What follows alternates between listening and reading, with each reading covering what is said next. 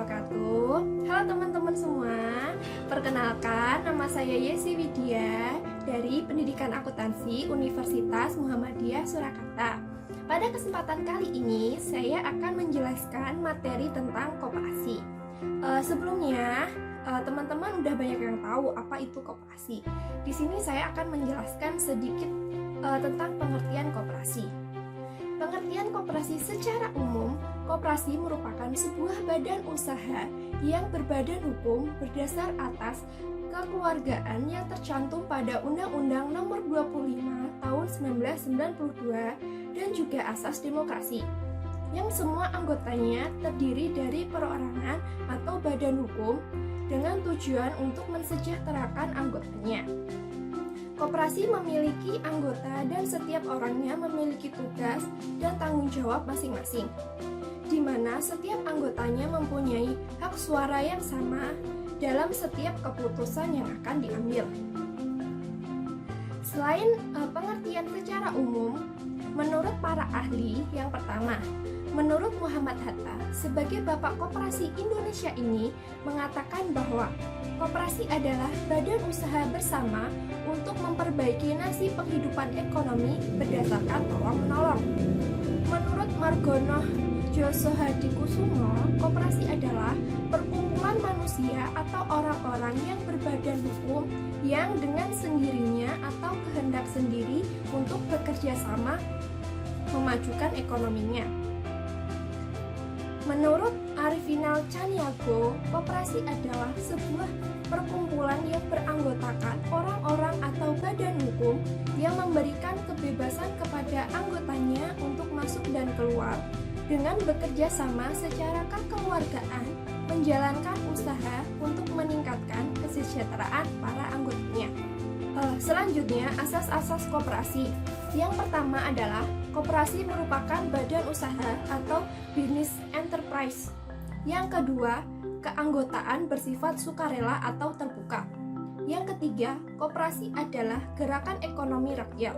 Maksudnya seperti moto dari rakyat untuk rakyat, di mana dana koperasi diperoleh dari rakyat atau anggota koperasi dan dikembangkan atau disalurkan kembali untuk 5 kepentingan rakyat. Yang keempat, anggota koperasi adalah orang-orang atau badan hukum yang berdasarkan asas koperasi.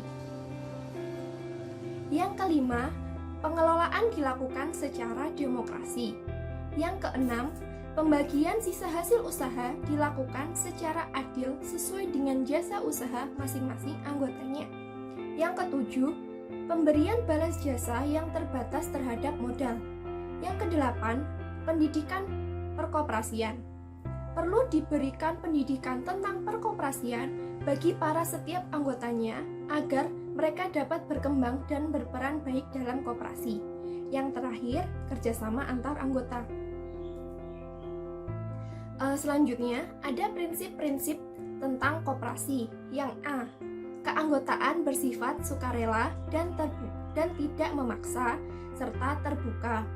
B, proses pengelolaan dilakukan secara demokrasi. Yang C, pembagian sisa hasil usaha dilakukan secara adil sebanding dengan besarnya jasa usaha masing-masing anggota. Yang D, pengembangan pelatihan, pendidikan, serta informasi.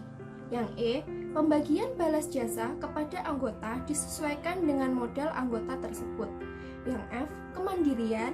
Yang G, kebebasan serta otonomi. Nah, koperasi sendiri memiliki tujuan. Saya akan menyebutkan beberapa tujuan dari koperasi. Yang pertama, untuk meningkatkan taraf hidup anggota koperasi dan masyarakat di sekitarnya. Yang selanjutnya, untuk memenuhi kehidupan para anggota dan masyarakat dalam hal ekonomi. Selanjutnya, koperasi berperan serta dalam membantu tatanan perekonomian nasional, membantu pemerintah dalam mewujudkan masyarakat yang adil, maju, dan makmur berdasarkan atas Pancasila dan Undang-Undang 1945. Selanjutnya, terakhir, tujuan koperasi bukanlah mencari laba yang sebesar-besarnya, melainkan melayani kebutuhan bersama, dan wadah partisipasi pelaku ekonomi skala kecil. Nah, di sini saya akan menyebutkan jenis-jenis koperasi. Yang pertama ada koperasi konsumsi, koperasi produksi, koperasi simpan pinjam, dan koperasi jasa. Koperasi konsumsi sendiri merupakan koperasi yang dibentuk dan diperuntukkan bagi konsumen barang dan jasa. Koperasi ini umumnya menjual berbagai produk kebutuhan sehari-hari seperti sembako dan lain sebagainya.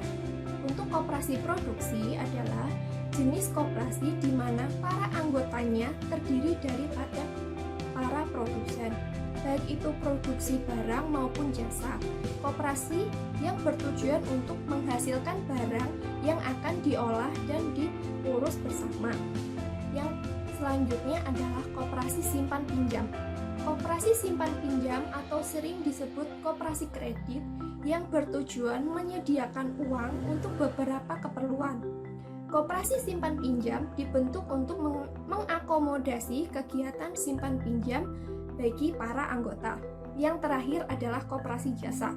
Koperasi yang kegiatannya fokus pada layanan atau jasa kepada para anggota koperasi dan masyarakat.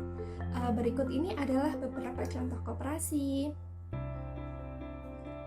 Terima kasih telah menyaksikan video pemaparan tentang materi koperasi kali ini. Selebihnya saya mohon maaf apabila dalam penjelasan materi ini kurang dapat berkenan di hati kalian.